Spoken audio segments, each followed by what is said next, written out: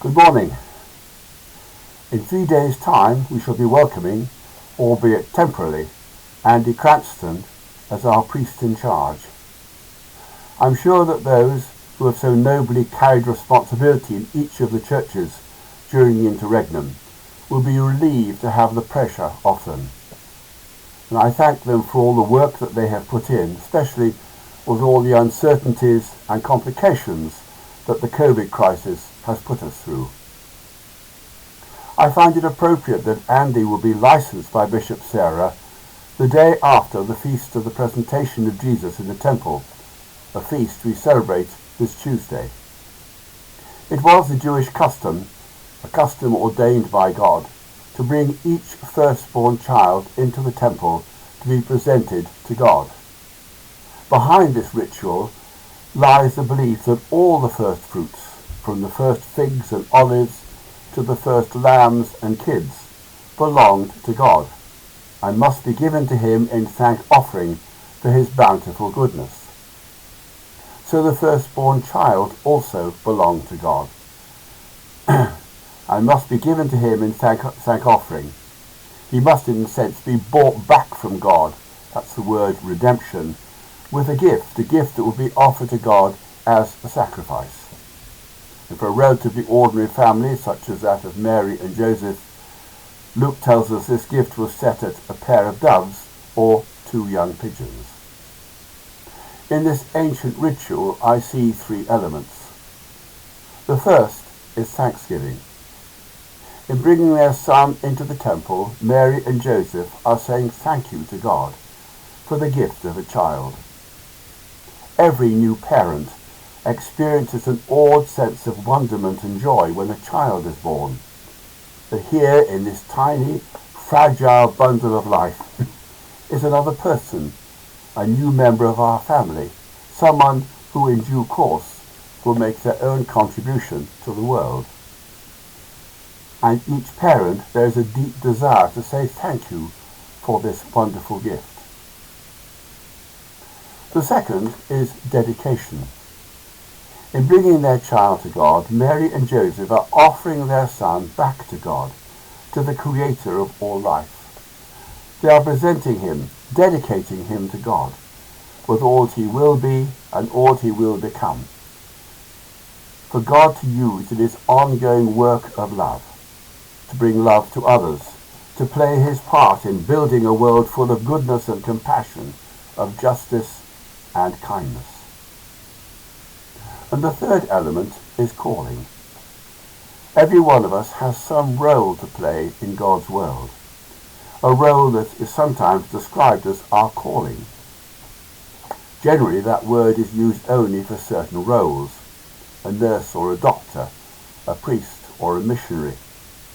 But in reality, God calls each and every one of us to play our part in the world.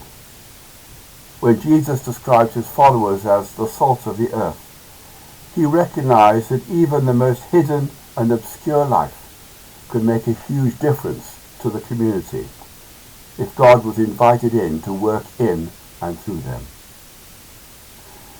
And as Mary and Joseph completed their duty to God, they were approached by Simeon, a devout Jew who had long awaited the Messiah's coming. Simeon approaches Mary and Joseph, and taking Jesus in his arms, he blesses him.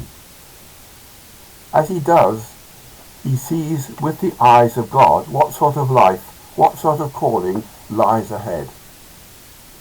This child, he says, will be a light to the Gentiles, someone who will make a difference not only to Jews, but to humankind. This was to be Jesus' calling. And in due time, Jesus would indeed call himself the light of the world. Already in infancy, Simeon had foreseen this. Thanksgiving, dedication, calling. On Wednesday, Andy will be licensed as priest in charge of our 3 churches. And in his licensing, there will be these same 3 elements. First, we will be thanking God for Andy's willingness to be our minister, to take responsibility for the people of these 3 communities and for the life and work of the churches in them. And there will be dedication as Andy offers himself to God to be used by him with us and among us. And finally, in that dedication will be a particular calling, using the gifts and experience God has given him to work God's work, both in the church membership and in our witness in the community, to be lights to our communities. And as Andy makes his own presentation, we too will be making ours. We will be thanking God that he has called us to be members of his family here in Shropshire. And we too will be rededicating ourselves to God's service under the leadership of Andy. And we too will be asking God to show us what is his calling to us in the coming years. What does he want us to be and to do to bring glory to his name? How can we enable people to know God's love and compassion, God's truth and justice, God's healing and forgiveness, both in our communities and in the wider world? However, be warned. The words of Simeon remind us that we will not always be plain sailing. Working with and for the God and Father of Jesus means that sometimes we will find ourselves swimming against the tide, even find that we too have become a sign of contradiction, and that loving others may cause a sword to pierce us to the heart, as it did to Mary. I end with a poem on the presentation I wrote last year. Behold, the Lord comes to his temple, not in majesty and might, a babe born in arms of his mother, meek and lowly in our sight.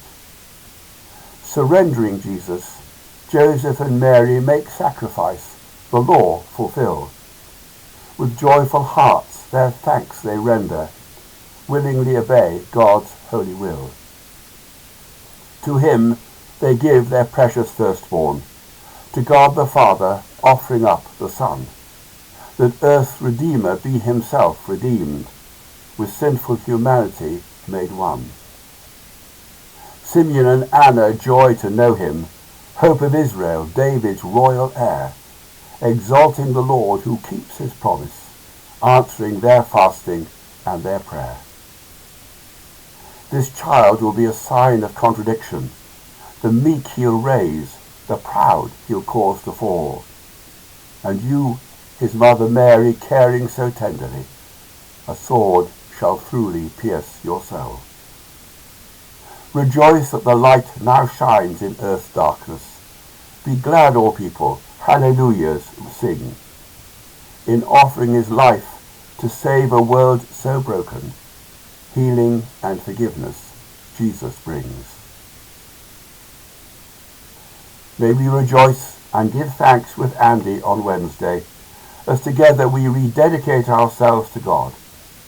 And as we listen for God's new calling on us, may we discover anew the joy of bringing the good news of God's healing and forgiveness to his and our world.